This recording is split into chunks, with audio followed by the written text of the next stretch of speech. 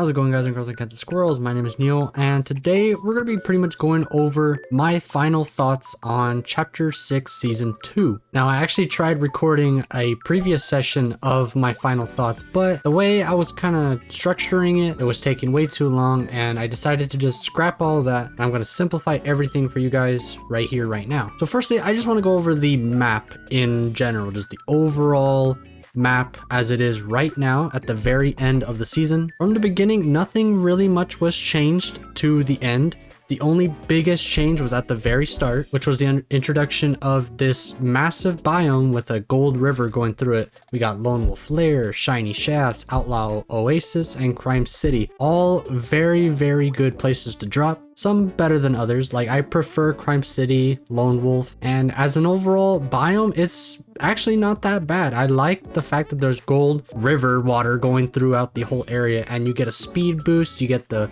mining effect. It's all overall pretty good, and the whole map, the majority of the map was unchanged, but it all fits pretty seamlessly. And if you look at the overall map, it's not that much of a difference. You still get the majority of the map being untouched, and you get to still explore all the other places without it feeling like a massive change. Overall, I'm going to pretty much give this map a 9 out of 10. There's literally nothing wrong with it right now. Of course, we're going to have more changes in the next season, but of course, I will probably make another final thoughts on that season as well when that comes out. But overall, for this one, pretty good. Next, I think we should talk about the most impactful additions to this new season, which is, of course, always being the weapons and the loot pool. Now, when I previously recorded this section of the video, it actually went on for way too long.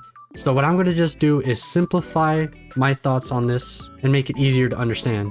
As far as what they unvaulted and brought back from previous seasons, I think was a really good addition and idea. Of course, they usually always bring back older weapons, revamp them, remodel them, sometimes adjusting tons of their stats to make them completely different. But we're kind of in the stage right now where everything is kind of just brought back and untouched, especially now in Chapter 6 because we are back to hit scan. So what did they bring back? The Mammoth Pistol, eventually the Twin Mag AR. They brought back the Infiltrator Shotgun, which I very much enjoy, especially in these last few weeks that we had. They also brought back the SMG with a little scope on it. That was also during, I think, Chapter 4. And it's kind of funny looking back at it all because the reason they're bringing back these Chapter 4 weapons is probably because we're back to hit scan. And Chapter 4 was the last time we had hit scan weapons.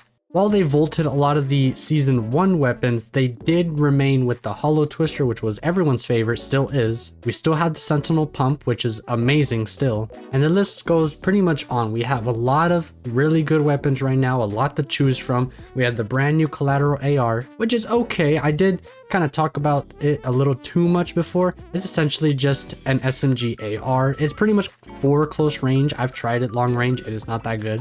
But just combining the overallness of all the weapons, there are a lot of weapons to talk about. I cannot talk about them all right now, but the majority of them, especially the Lawless ones and the Mythic ones, are very, very good. Most notably, the Baron's Double Down Pistol. That is just a mammoth on steroids. It is amazing. We also had the introduction of the Pump and Dump, which is a pretty strange experiment. It's not that bad. It's pretty good right now. I'm sure they're going to be removing a lot of stuff, actually, especially because next is Star Wars season. There's already a whole separate loot pool for that season. All the Lawless weapons were pretty good, except for a few, of course. The mobility items were extremely fun. My favorites being the Shockwave Rocket Launcher, of course, and the Rift Launcher, which is actually a very cool mobility item. And overall, for every single weapon involved in this season, I'd give it maybe a 7 out of 10. There are some that were not that good, but the fact that we have so many choices in ARs, shotguns, I think we only have like 2 SMGs, I can't really remember, but I don't even use SMGs that much just because we have the Mammoth involved. So all the weapons in this season,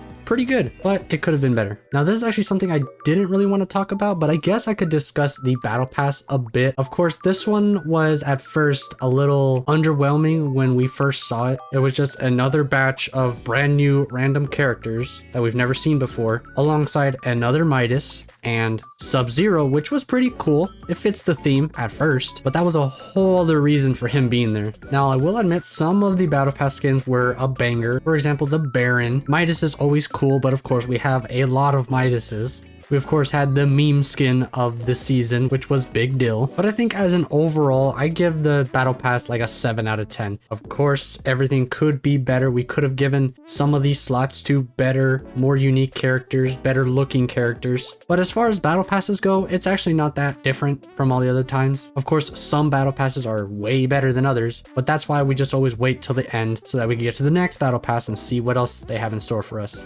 Next, I'm actually going to talk about the story a little bit. Arguably, there has been not really any bit of story being explained. There's like little tiny snippets and you could kind of understand what's going on. Obviously, this big Baron guy is trying to take control over the island like every other villain has tried to. But the way it's been recently, it kind of just doesn't really go anywhere that amazing. But recently, all of the stories have kind of not been making sense, especially at the start of chapter 6.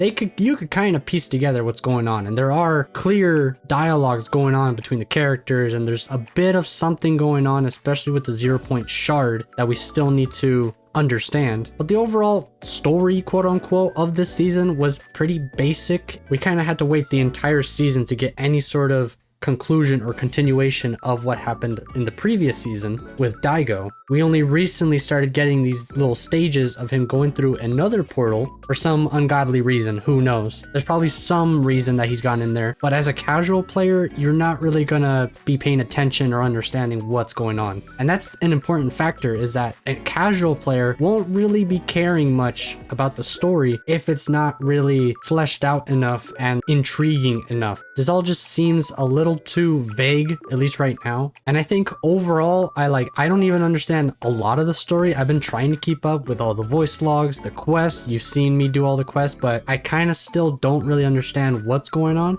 I could always go back and look, but if it's gonna mean nothing in the end, then there's not really any point. But overall, I'm gonna give the story like a 5 out of 10. It's like so and so. No one's really gonna understand in the end, like, what is this all building up to? All of a sudden we have a Star Wars season. I don't know if that really fits the narrative, at least right now. All right, but I think to finish off this video here, I kind of want to go over all the things that they actually improved and added to fit the theme of this season, not only, but to also improve upon mechanics that they've introduced in the past. So of course, with this season, they added back vaults, but with a bit of a twist. Rather than just eliminating a semi-boss and then getting their key card and entering, you actually now have to use a brand new item, a thermite, to throw onto the vault, which then opens it slowly, unless you either drill, pickaxe, or laser the weak points.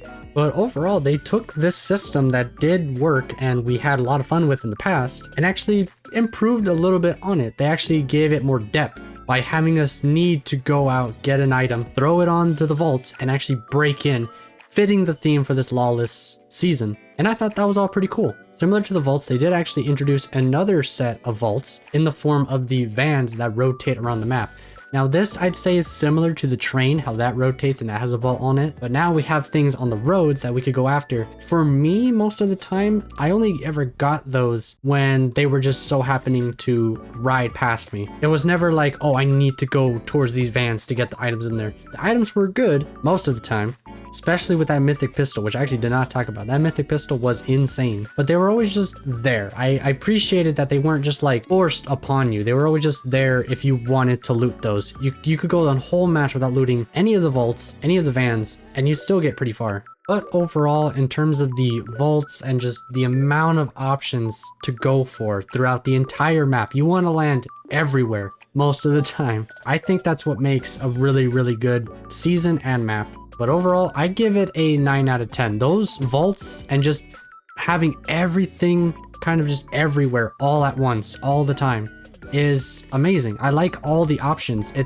It could be a little overwhelming if you want to get everything, but no one wants to get everything. You just try your luck in one area and you might get extremely lucky and get all the weapons you need or want. Especially in those black markets. You were able to just go into any black market. If you had those legendary cards, you could just go in, immediately get one mythic or exotic, whichever you wanted, at least once. So there were just infinite possibilities pretty much.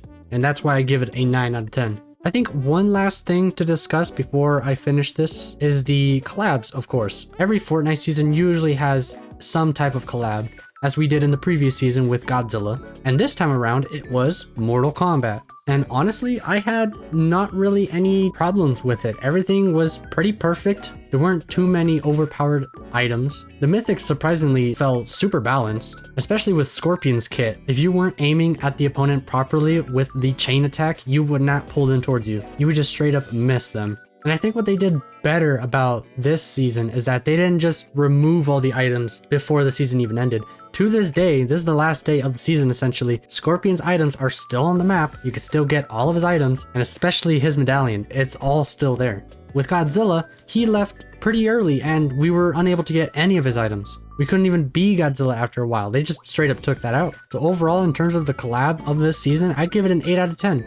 The only reason I give it an 8 out of 10, not a 9 or 10, is because there were very few items. It would have been cool if we maybe got like some electric powers, but it's very clear now that they wouldn't give us those because we have Star Wars next season with the Force lightning. So having Raiden's powers wouldn't really have made sense if we just transitioned from lightning powers to more lightning powers. So looking back, it kind of makes sense, but it would have been kind of cool to have a little more item variety. But hey, Sub-Zero's kit, Scorpion's kit, they were both really, really good. I know Sub-Zero's kit was used more so for mobility in the competitive scene with its little slide attack, but it was also pretty fun to just use casually. So overall, pretty good. So now we have reached the end of my final thoughts video here, and I come out of this season feeling pretty happy. I had really no complaints whatsoever. Not really once did I ever hate on an item. The only items I did really like dislike are the ones that we've had before that suck, like the Twin Fire Auto. That gun just sucks a lot, and it's pretty much a gun everyone hates. I don't think anybody actually likes that gun. The POIs were good, the bosses were cool, the loot pool was diverse, and the mobility items were fun. The overall theme has been done before, but the fact that they could get the same theme done right for like the 5th time means that they're pretty good at it. They were able to pull off something that they've done before, but make it feel fresh. But for the overall rating of everything I've talked about and everything I haven't talked about, there's a lot I haven't talked about. I couldn't fit everything in here, but I talked about the major key points that I wanted to discuss that I enjoyed about the season, disliked about the season. So with all that, I rate this season a 9 out of 10. It was gonna be an 8, but honestly, I had no complaints whatsoever. Everything just felt fun. And as far as the theme goes, they nailed it perfectly. So with that, thank you guys so much for watching. If you enjoyed, don't forget to drop a like down below. And go ahead in the comments, tell me what you thought about this season, if it was bad, if it was good, if you thought it was perfect, if you thought it was horrible, because I do know that everyone has their separate opinions. This could have been the worst season for you, but it could have been the best for someone like me. And for a game like this, all opinions do need to be gathered and shared with the team, with Epic. It's how they're able to make pretty good seasons like this and other ones that we've seen before. This has been my final thoughts on Chapter 6 Season 2. Hope you guys enjoy it, and I'll see you guys in the next one. Bye-bye.